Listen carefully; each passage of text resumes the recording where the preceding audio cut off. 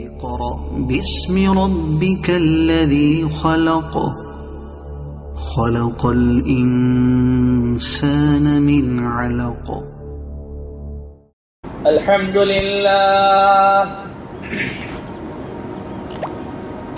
لله وكفى وسلام على عباده الذين اصطفى وعلى آله وأصحابه الذين هم نجوم الهدى وقادة التقى أما بعد أعوذ بالله من الشيطان الرجيم بسم الله الرحمن الرحيم أفحسبتم أنما خلقناكم عبثا وأنكم إلينا لا ترجعون وقال الله تبارك وتعالى من عمل صالحا من ذكر أو أنثى وهو مؤمن فلنحيينه حياة طيبة آمنت بالله صدق الله مولانا العلي العظيم وصدق رسوله النبي الأمي الكريم ونحن على ذلك لمن الشاهدين والشاكرين والحمد لله رب العالمين. درود شریف پڑھ لیں. اللهم صل على محمد وعلى آل محمد كما صليت على إبراهيم وعلى آل إبراهيم إنك حميد مجيد. اللهم بارك على محمد وعلى آل محمد كما باركت على إبراهيم وعلى آل إبراهيم إنك حميد مجيد. میرے عزیزوں، پیاروں، بزرگوں، اللہ کے رسول پر ایمان رکھنے والے میرے دین عظیم بھائیوں، قرآن کریم کی 2 آیتیں خطبے میں آپ حضرات کے سامنے تلاوت کی. پہلی آیت کا ترجمہ یہ ہے کہ اللہ رب العزت فرماتے ہیں کہ کیا تم نے گمان کر لیا ہے کہ اللہ رب العزت نے تمہیں بیکار پیدا کیا ہے؟ یعنی تمہیں پیدا کرنے کا اس کا کوئی مقصد نہیں ہے اور یہ دنیاوی زندگی صرف کھیل کود کے لیے ہے، عیاشی کرنے کے لیے ہے، اور یہ کہ تم ہماری طرف نہیں لوٹائے جاؤ گے.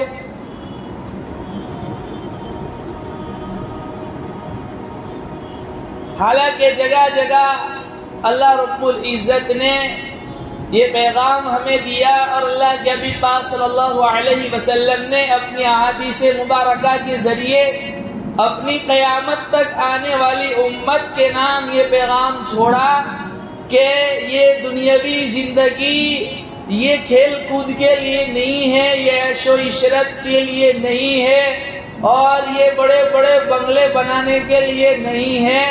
تم اصل میں آخرت کے لیے ہو. تمہارا سب سے بڑا ٹینشن یہ ہونا چاہیے کہ ہماری آخرت بن جائے، اور ہمارا سب سے بڑا ٹینشن یہ ہے کہ میرا خود کا مکان ہو، میری خود کی گاڑی ہو، میرے پاس اچھی بیوی ہو، میرے پاس عہدہ ہو، رتبہ ہو، منصب ہو، اور اس کو حاصل کرنے کے لیے انسان حلال کو حرام کر دیتا ہے. جبکہ اللہ فرماتا ہے تمہارا سب سے بڑا ٹینشن یہ ہونا چاہیے کہ تمہیں تمہاری آخرت کا ٹینشن ہو. کہ جب میں مر جاؤں گا، مٹی ہو جاؤں گا، میرا رب مجھے پھر سے دوبارہ پیدا کرے گا اور مجھ سے میری دنیاوی زندگی کے ایک ایک لمحے کے بارے میں سوال کرے گا۔ میں نے تجھے جوانی دی تھی، میں نے تجھے زندگی دی تھی، میں نے تجھے صحت تندرستی دی تھی، بتا تو نے اس کو کہاں استعمال کیا؟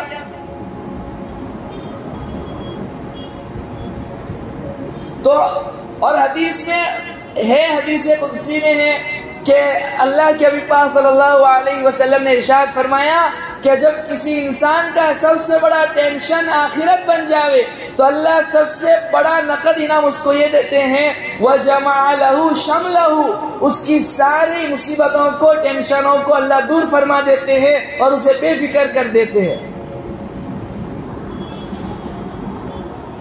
أَتَتْهُ الدُّنْيَا وَهِيَ رَاغِمَةٌ، اور دنیا اس کے پاس ناک رگڑتے ہوئے آتی ہے۔ لہذا اللہ فرماتے ہیں تمہارا فوکس آخرت ہونا چاہیے، دنیا نہیں ہونا چاہیے۔ لیکن ہاں اللہ نے کہیں یہ نہیں کہا ہے کہ آخرت کی تیاری کے لیے دنیا سے بالکل غافل ہو جاؤ، اپنے بیوی بچوں کے لیے حلال کمائی اختیار نہ کرو۔ اس لیے دنیا کی اس قدر محبت کہ جو تمہیں موٹیویٹ کر سکے دنیا کمانے کے لیے، حلال دنیا کمانے کے لیے، اتنا تو ہونا چاہیے کہ بیوی بچوں کو کھلانا یہ بھی فرض ہے۔ لیکن دنیا کی محبت اس قدر دل میں بیٹھ جائے کہ انسان مرنے کو بھول جائے، اللہ کو بھول جائے، آخرت کو بھول جائے، یہ کہیں مطلوب نہیں ہے۔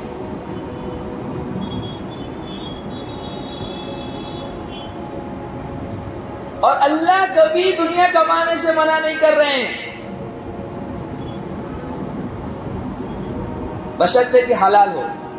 اگر ایسا ہوتا تو اللہ رب العزت موسیٰ علیہ السلام نے جب قارون سے کہا تجھے اللہ نے اتنا مال دیا ہے، آخرت کا اپنا حصہ مت بھول، غریبوں میں خرچ کر، زکوٰۃ دے، لوگوں کی امداد کر، بیواؤں کی مدد کر، یتیموں کی کفالت کر، اور اپنے لیے آخرت میں حصہ مت بھول، اور یہ مت بھول جا کہ یہ مال تیرا اپنا کمایا ہوا نہیں، اللہ کی عطا اور دین ہے۔ تو اللہ یہ بھی تو کہلوا سکتے تھے موسیٰ علیہ السلام کے ذریعے کہ دنیا کمانے کی کیا ضرورت ہے، اللہ رب العزت کو دنیا مطلوب نہیں ہے، بلکہ یوں فرمایا وَلَا تَنْسَ نَصِيبَكَ بِالدُّنْيَا وَالْآخِرَةِ،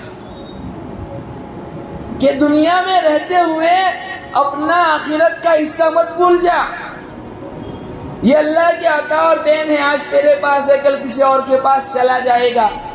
لیکن قارون کے بھیجے میں یہ بات نہیں گھسی، اور وہ کیا کہنے لگا، یہ تو میری اپنی صلاحیت سے کمایا ہوا مال ہے۔ اور اللہ کے حبیب صلی اللہ علیہ وسلم کی تعلیمات میں یہ بات کہیں نہیں ملتی کہ آپ نے صحابہ کو یوں کہا ہو کہ بس مسجد میں بیٹھے بیٹھے اللہ اللہ کرو، ورنہ صحابہ تاجر نہیں ہوتے۔ تو دنیا کا پاس ہونا یہ کوئی اس کی علامت نہیں ہے، لیکن یہ کہ دنیا کے پیچھے اس قدر پاگل ہو جانا کہ اللہ رب العزت کو ہم بھول جائیں، یہ پسندیدہ نہیں ہے۔ ہاں اگر کبھی زندگی میں ایسا موڑ آ جائے کہ دنیا اور آخرت میں تقابل ہو جائے، مقابلہ ہو جائے، تو تمہاری بہترین چوائس آخرت ہو، دنیا نہ ہو۔ اس لیے دنیا مسافر کھانا ہے۔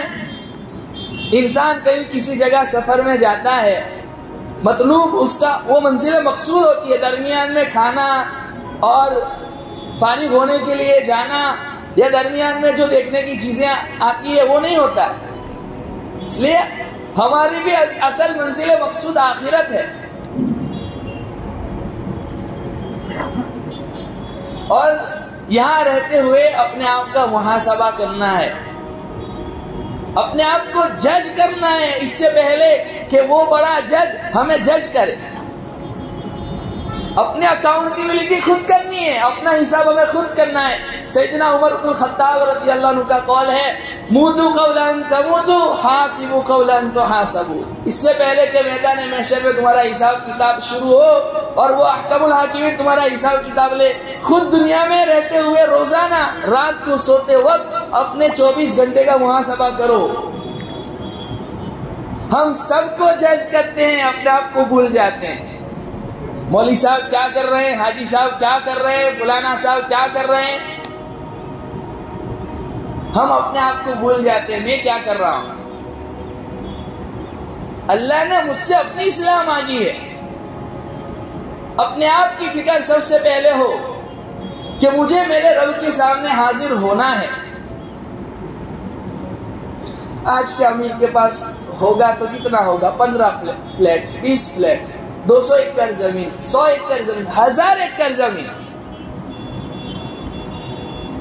یہ میں ان لوگوں کی باتیں کر رہا ہوں جنہوں نے زمانے پر حکومت کی۔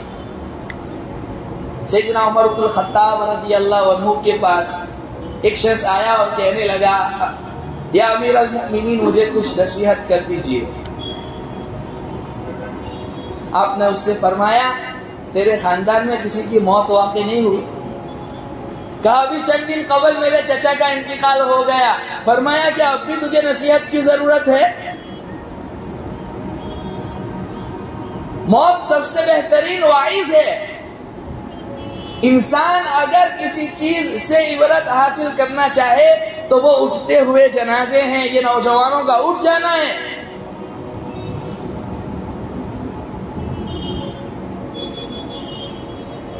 انا للہ و انا الیہ راجعون، جب کسی کا انتقال ہوتا ہے یا جب کوئی چیز گم ہو جاتی ہے تو ہم یہ آیت پڑھتے ہیں، قرآن کریم کی مشہور آیت، ہم اللہ ہی کے تھے اور اللہ ہی کی طرف لوٹ کے چلے جائیں گے، نہ ہم اپنی مرضی سے آئے ہیں نہ اپنی مرضی سے جائیں گے۔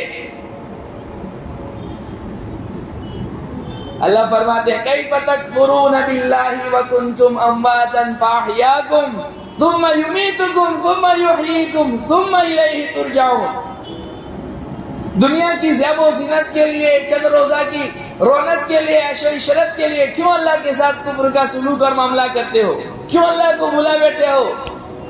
کیوں اللہ کے وجود کا انکار کرتے ہو اور یہ سمجھ بیٹھے ہو کہ دنیاوی زندگی سب کچھ ہے؟ کیا تمہیں پتا نہیں ہے تم تو مرے ہوئے تھے، مردار تھے، تمہارا تو وجود بھی نہیں تھا، کوئی ماں باپ نے سوچا بھی نہیں تھا کہ میرا ایسا بیٹا ہوگا، اس کا میں ایسا نام رکھوں گا۔ فاحیاکم، اس نے تمہیں زندگی عطا فرمائی، ثم یمیتکم، پھر وہی ہے جو تمہیں موت دے گا، اور موت کے بعد دوبارہ زندگی۔ کہ مومن کا یہ عقیدہ نہیں ہے کہ مرنے کے بعد گل سر کر جب مٹی ہو جائیں گے، بوسیدہ ہڈیوں میں تبدیل ہو جائیں گے تو پھر دوبارہ زندگی نہیں ہے، لہذا جو کچھ کرنا ہے یہیں پر کر لو۔ جیسے مشرکین مکہ اور کافروں کے بارے میں اللہ رب العزت نے قرآن میں فرمایا کہ وہ یوں کہتے ہیں کہ دنیاوی زندگی سب کچھ ہے اور اس کے بعد کوئی دوبارہ زندگی نہیں ہے، لہذا جو کچھ کرنا ہے یہاں پر کر لو۔ بلکہ مومن کا تو یہ عقیدہ ہے کہ مرنے کے بعد پھر دوبارہ زندگی ہے، لہذا اللہ فرماتے ہیں کہ یہ ایسا بھی نہیں کہ تم یہاں پر ہمیشہ رہو گے۔ ثم یمیتکم، پھر وہ تمہیں موت دے گا، ثم یحییکم، پھر تمہیں دوبارہ زندہ کرے گا، ثم الیہ ترجعون، پھر تم اپنے رب کی طرف لوٹائے جاؤ گے۔ بڑے بڑے بادشاہ آئے، وہ چلے گئے، بڑے بڑے دنیا کو پتہ کرنے والے آئے، چلے گئے، آج ان کی قبر کے نام و نشان نہیں۔ میرا عزیزو پیارو، میں نے بھی مرنا ہے، آپ نے بھی مرنا ہے، اور یہ چھوٹی قیامت، موت کو چھوٹی قیامت کہا گیا ہے، وہ سب کے اوپر واقع ہونے والی ہے، سب نے اس دنیا سے چلے جانا ہے۔ بہترین شخص حدیث میں آپ علیہ السلام نے ارشاد فرمایا، الکیس من دان نفسہ وعمل لما بعد الموت، بہترین اور عقل مند شریعت کی نگاہ میں، اللہ کی نظر میں، اللہ کے حبیب پاک صلی اللہ علیہ وسلم کی نگاہ میں وہ نہیں ہے جس نے دنیا میں رہتے ہوئے بڑے بڑے بنگلے بنا دیے، بڑی بڑی دکانیں کھول دی، بڑی بڑی تجارتیں کی، بلکہ آپ نے فرمایا عقل مند اور ہوشیار تو وہ ہیں جو مرنے سے پہلے پہلے اپنے لیے آخرت کے سفر کا توشہ تیار کر لیں۔ پتہ نہیں کتنی زندگی برزخ کے عالم میں گزارنی ہے اور قبر کے عالم میں گزارنی ہے، تو وہاں کے اندھیریوں کے لیے روشنی تیار کر لے دنیا میں رہتے ہوئے۔ اور آج ہم 2022 میں جی رہے ہیں، ہم اپنی اولاد سے بھی اس بات کی امید نہیں کر سکتے کہ وہ ہمیں ایصال ثواب کریں، اس لیے کہ ہم نے تو اپنے اولاد کی طرف توجہ دینا ہی چھوڑ دیا۔ ہم نے اسے قرآن بتلایا نہیں، ہم نے اسے اللہ بتلائے نہیں، اللہ کے رسول کیا ہے وہ بتلائے نہیں، وہ ہمیں کیا یاد رکھیں گے؟ لہذا خود اپنے آپ کو اس قدر بنائیں اور اپنے لیے آخرت کے سفر کے لیے وہ تیاری کریں کہ وہاں جانے کے بعد جو ہے ہمیں اور کسی کی ضرورت نہ پڑے۔ اور دوسرا پہلو آپ نے بتلایا، بے وقوف اور عاجز وہ شخص ہے جو اپنی خواہشات کی پیروی تو کرے، گناہ بھی کرے، اور پھر کہے اللہ بڑے رحم کرنے والے ہیں، اور لمبی لمبی امیدیں اللہ رب العزت سے باندھے۔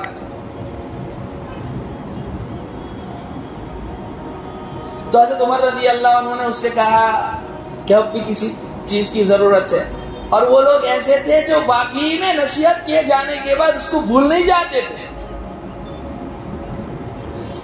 ہم لوگ انگوٹھی پہنتے ہیں، میں نے بھی انگوٹھی پہنی ہے، کوئی عقیق کا پتھر ڈالتا ہے، کوئی روبی ڈالتا ہے، کوئی زمرد ڈالتا ہے، کوئی یاقوت ڈالتا ہے، کوئی پتہ نہیں کون سا پتھر تلاش کرتا ہے۔ حضرت عمر رضی اللہ عنہ نے بھی انگوٹھی پہنی،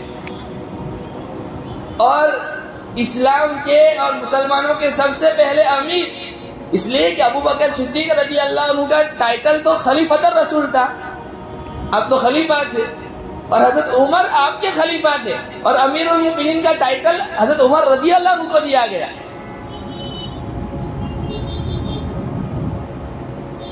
تو ان کی انگوٹھی میں یہ لکھا ہوا تھا کہ کفا بالموت واعظا یا عمر ابن الخطاب، اے خطاب کے بیٹے عمر، موت نصیحت کرنے کے لیے بہترین واعظ ہے،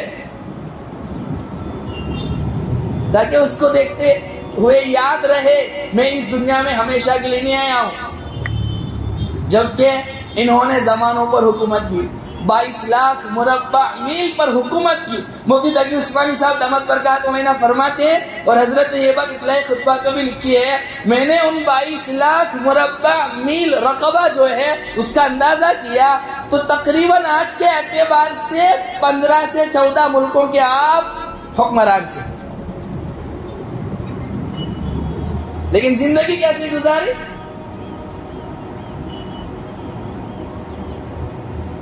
خوشامد والی یہ جو چالیں ہیں نا وہ ہم چھوڑ دیں، اور ایسے دوست کبھی نہ بنائیں جو ہماری خوشامد کریں، ایسے لوگوں سے ہمیشہ بچتے رہیں۔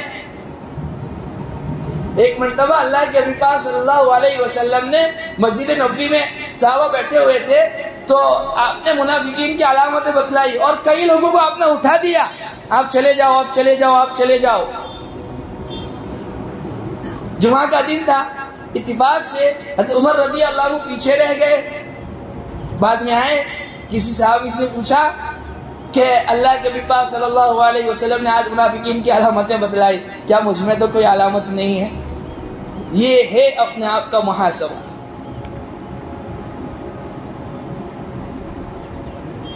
اپنے آپ کو ترازو میں رکھ کے تولنا، نہ کہ اپنے بھائی کو، نہ کہ اپنے کسی پڑوسی کو، نہ اپنے کسی دوست کو، اپنے آپ کو ترازو میں رکھ کے تولو، میں کیا ہوں؟ دن رے دن یہ اپنی دن پرائی، دھنی کا پاپ نہ بھول،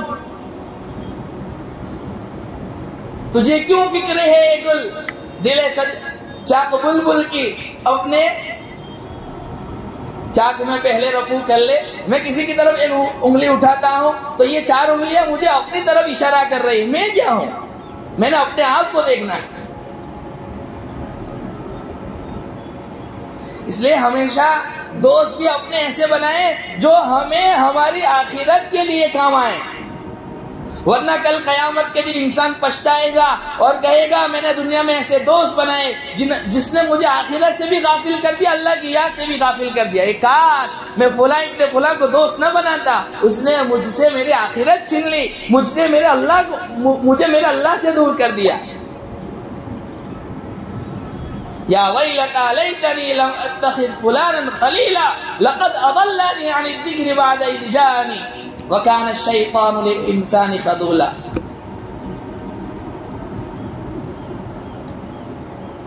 کہ جو ہمیں ہماری غلطیاں بتلائیں. آج ہمارا عالم یہ ہے کہ ہمارا کوئی دوست ہمیں ہماری کوئی غلطی بتائے, کوئی خامی, کوئی کمی بتائے تو ہم اس سے ناراض ہو جاتے. ہمیں ہماری اچھائیاں بتلاؤ, ہماری کمیاں مت بتلاؤ. 22 لاکھ مربع میل پر حکومت کرنے والے عمر بن الخطاب, ان سے آگے اسلامی فتوحات سیدنا عثمان بن غنی, اور اس کے بعد مولا علی رضی اللہ عنہ, اس کے بعد بنی امیہ کے پاس خلافت آئی, اس کے بعد بنو عباس خلافت راشدہ کا جب دور, بنو عباسیہ کا جب دور آیا تو اس میں ہارون رشید رحمۃ اللہ علیہ, حالانکہ بہت بڑے اللہ کے بزرگ تھے, بہت بڑے ولی تھے, بہت ساری خوبیاں ان کے اندر تھی. علماء کا بڑا ادب اور احترام کرتے تھے, بزرگان دین کا بڑا ادب اور احترام کرتے تھے. ہر سال کئی ہزار علماء کو حج کے لیے بھیجا کرتے تھے, اور ان کی یہ عادت تھی کہ اللہ والوں کے پاس بیٹھتے تھے اور ان کی نصیحت پر عمل بھی کرتے تھے, اور کہتے تھے میری کوئی غلطی ہو تو مجھے پورے دربار میں, بڑے مجمع میں بتلایا جائے. ایک مرتبہ بیٹھے ہوئے تھے اپنے دربار میں, پیاس لگی, خادم کے پاس پانی مانگا, خادم نے پانی دیا, پانی پی لیا. ابن شماس رحمۃ اللہ علیہ وہاں پر بیٹھے ہوئے تھے, انہوں نے کہا امیر المؤمنین بادشاہ وقت, ابھی تو آپ اپنے محل میں ہیں, چلو ٹھیک ہے, آپ کو آسانی سے پانی مل گیا, آپ نے پانی پی بھی لیا, لیکن ذرا مجھے یہ بتلاؤ, آپ کسی جنگل میں ہیں, گرمی ہے, شدت کی پیاس لگی ہوئی ہے, آپ کو جان کے لالے پڑ رہے ہیں, اس عالم میں کوئی شخص تمہارے پاس پانی کا گلاس لے کر آوے تو تم اس ایک گلاس کی قیمت کیا لگاؤ گے؟ تو ہارون رشید نے کہا آدھی حکومت دے دوں گا, جان بچی لاکھوں پائے. اچھا ٹھیک ہے, اب پانی پی لو. انہوں نے پانی پی لیا. پانی پینے کے بعد کہا حضرت ذرا یہ بتلائیں, پانی پینے کے بعد وہ پانی تمہاری باڈی ایکسپٹ نہ کر سکی, جذب نہ کر سکی, اور تمہیں پیشاب ہی نہیں ہو رہا ہے, تمہارا پیشاب رک گیا, اس پانی کو اب نکالنے کی ضرورت ہے, اب اس کی قیمت کیا دو گے؟ کہا آدھی حکومت دے دوں گا. تو رو پڑے اور کہنے لگے ایک گلاس پانی کی قیمت والی دنیا کے پیچھے اللہ کو بلا دے. یہ وہ لوگ تھے جنہوں نے زمانوں پر حکومت کی. ہم اپنا ہدف, اپنا منصب یہ دنیا نہ بنائیں. ہاں اگر کیا ہے اللہ رب العزت کل قیامت کے دن یہ پوچھنے والا ہوتا کہ ہاں بتلا میں نے تجھے جوانی دی تھی, میں نے تجھے فراست دی تھی, میں نے تجھے صحت دی تھی, میں نے تجھے عقل مندی دی تھی, بتا تو کتنا پلاٹ لے کر آیا, تو نے کتنی تجارت کی. جیسے ایک انسان کے جب کوئی خادم ہوتے ہیں وہ روزانہ رات کو پوچھتا ہے نا, اور پھر وہ لڑکا اس کے پاس کام کرنے والا جس نے زیادہ بزنس کر کے دیا اس سے خوش بھی ہوتا ہے, اس کو ایکسٹرا مزید دیتا ہے. اللہ یہ نہیں پوچھنے والا ہے, اللہ آخرت کے بارے میں پوچھے. وہ تو ایک دور تھا تیرا امتحان کے لیے, وہ ختم ہو گیا. آخرت کے لیے دنیا میں رہتے ہوئے کیا تیاری کی ہے؟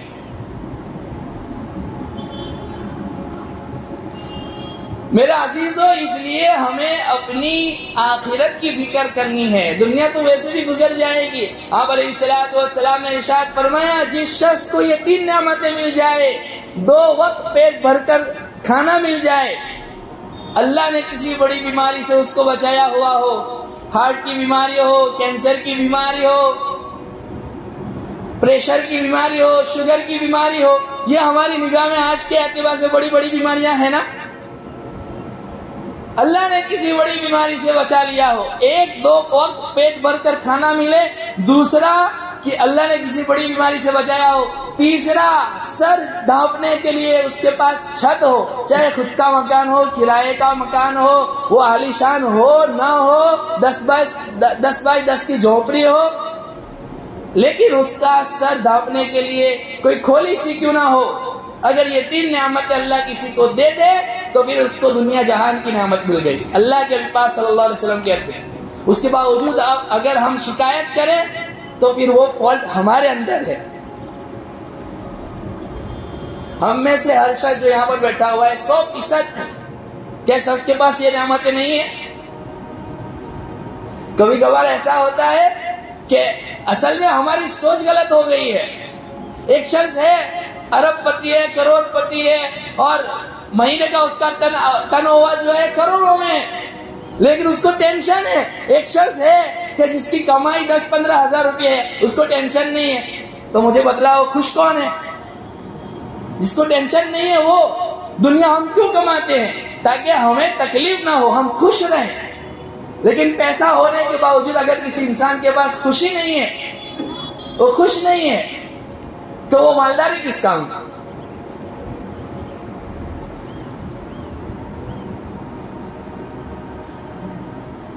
میں ابھی گجرات گیا تو میری پھوپھی کے گھر پہ گیا تھا. اللہ نے بہت نوازا ہے.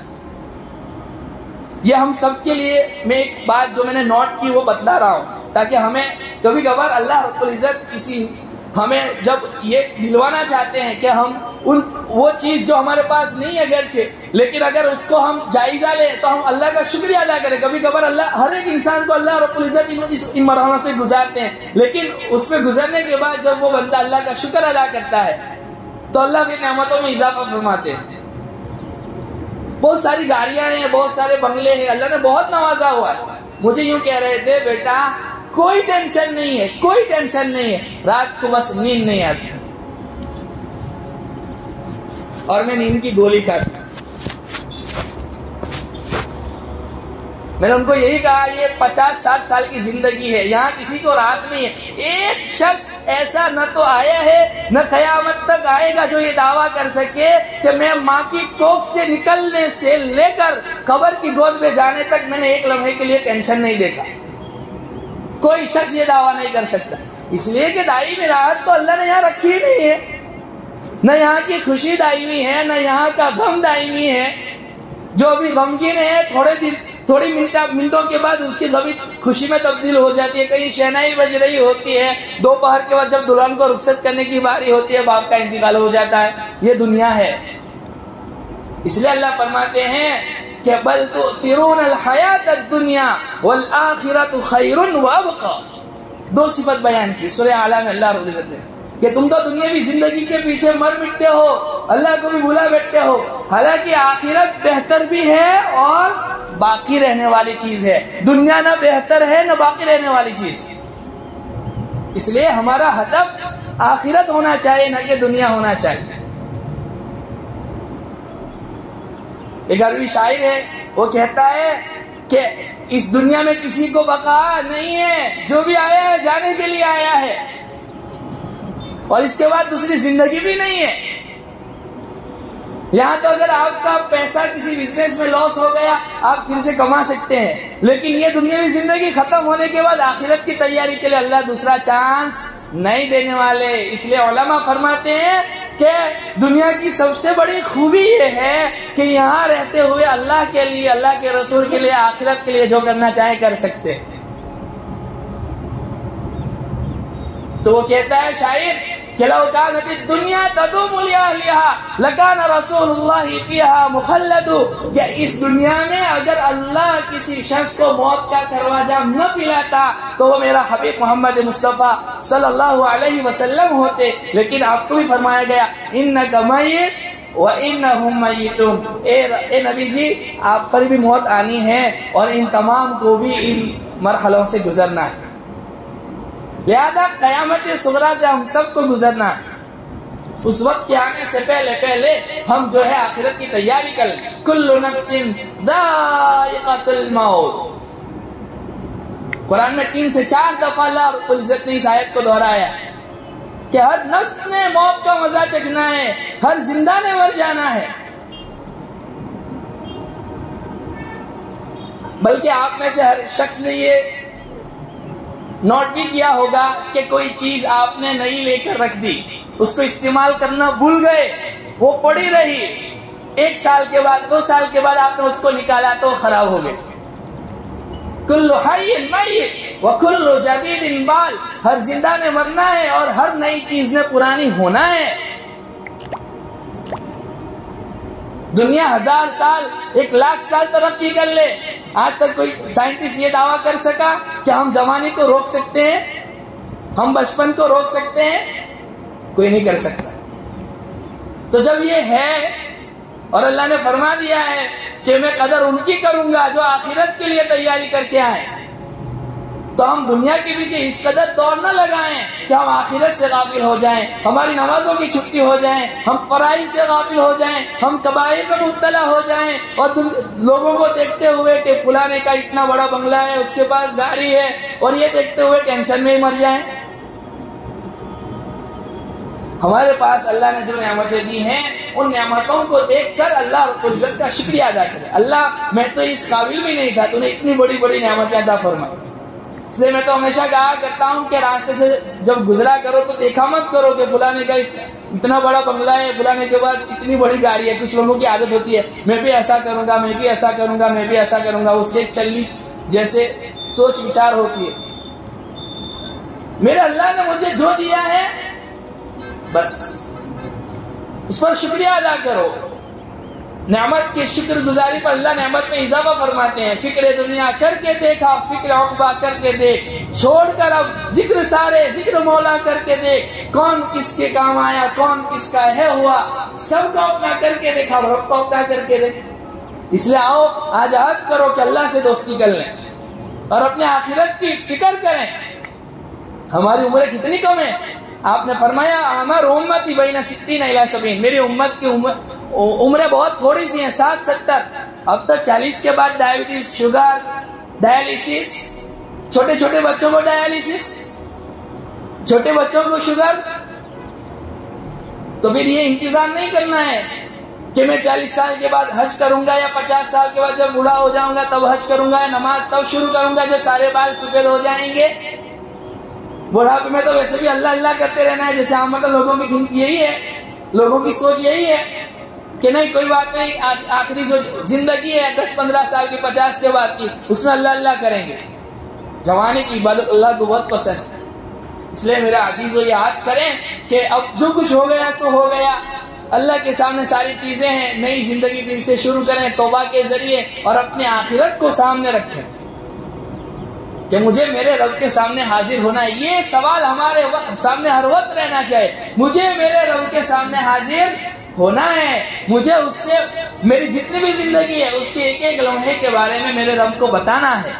میں حلال کما رہا ہوں، حرام کما رہا ہوں، سب بتلانا ہے اللہ رب العزت کو. اور جب یہ اس لیے میں نے کہا حدیث قدسی میں اللہ رب العزت فرماتے ہیں جب کوئی میرا بندہ اپنی سب سے بڑی فکر، سب سے بڑا ٹینشن آخرت کو بنا لیتا ہے تو فرماتے ہیں اللہ رب العزت ہم اس کو دنیا میں ایسا نہیں ہے کہ ضائع کر دیں گے، اسے محروم کر دیں گے دنیا سے. یوں فرماتے ہیں اس کی ساری ٹینشن اس سے دور کر دیں گے. اب اور کیا چاہیے؟ دنیا میں رہتے ہوئے سب سے بڑی نعمت تو یہی ہے کہ انسان فری ٹینشن رہے، ٹینشن اس کو نہ ہو. اور یوں فرمایا دوسرا جملہ حدیث قدسی میں آتا ہے دنیا وہی راغمۃ، کہ دنیا اس کے پاس ناک رگڑتے ہوئے آئے گی.